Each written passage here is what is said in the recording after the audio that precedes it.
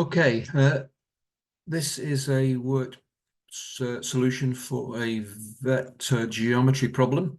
This is a 3D problem, and this kind of phases quite a lot of students because you're kind of wanting to draw three-dimensional diagrams, which is obviously a bit of a challenge. But I think the point is that you don't actually really need to do that.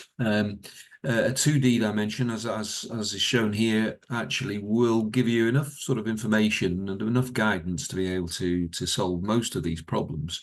So let's have a look at this. Relative to a fixed origin, O, the point A has position vector here, B here, and C this one, all 3 dimensions. We don't know all the values here because we've got a P here for the J part of position vector C. P is a constant.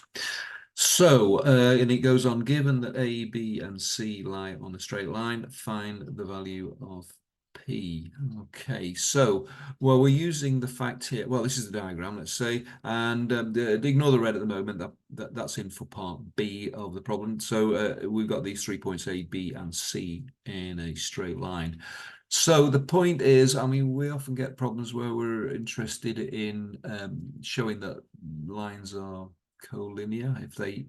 If they're parallel and they share a point, then they're going to be collinear. Here we're told that they're collinear, and therefore they are parallel, but we're using that fact in order to actually work out the kind of the relative lengths of these things. So so there we go. If A, B, and C are on a straight line, then AB and BC must be parallel and hence scalar multiples of each other, which is the key point. So if we write these out, and this is in line segment form here, which I find quite useful. AB equals AO plus OB, and it's quite useful because we can see that it's got this sort of cancellation going on between O and B. So this collapses into AB, and we can use this form actually for quite a lot of manipulation. It's quite useful. Okay, if we write that out, then AO is minus OA, so that's this, plus OB is that, and that works out to be minus 4, 7, 1. So that is vector AB.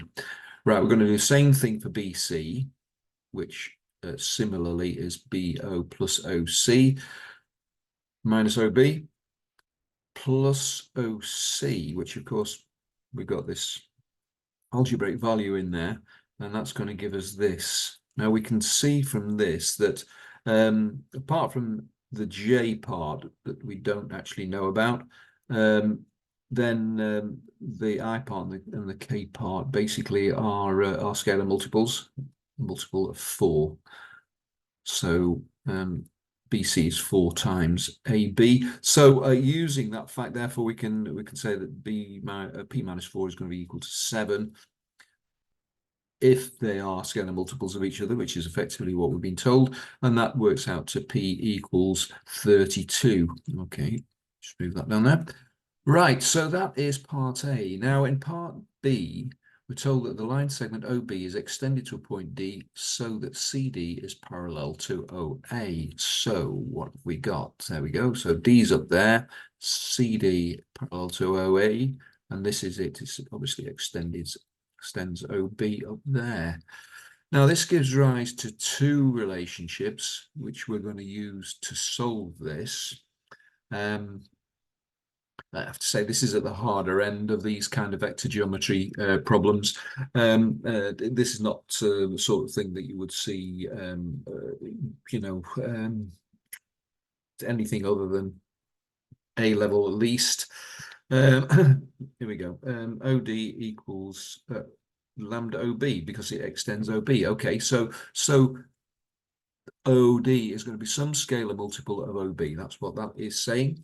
CD is parallel to OA, and therefore CD is going to be some scalar multiple of OA.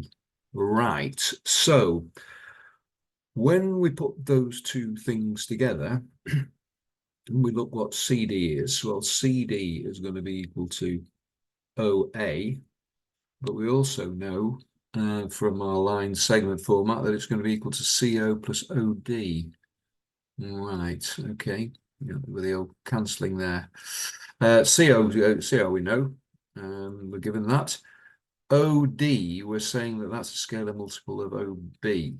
Right, so, and that scalar multiple is lambda. Right, so we have got this vector equation here, three-dimensional vector with two unknowns, mu and lambda. So this should mean we're able to solve it. And if we take the I component here and we form the equation just for the I component, 4 mu equals 16 plus 0. That's 4 mu equals plus 16 plus lambda times 0. That's telling us that mu is equal to 4. And then if we take this k component here, we've got 5 mu equals minus 10 plus 6 lambda.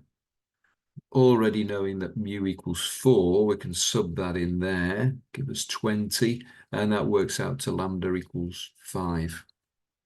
So therefore, our OD vector is going to be lambda, which is 5, times this 0, 4, 6 here.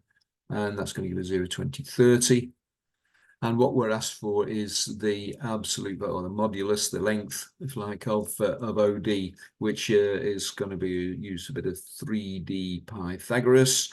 And that's going to work out to be the square root of 1300, or 10 root 13. Okay, so that is that. Hopefully that is useful. As I say, if you all these problems that kind of require you to use a form and solve simultaneous equations, generally tend to be the sort of harder problems. But and in the case of vectors, actually it throws up some quite difficult ones. But hopefully that has been useful, and thanks for listening.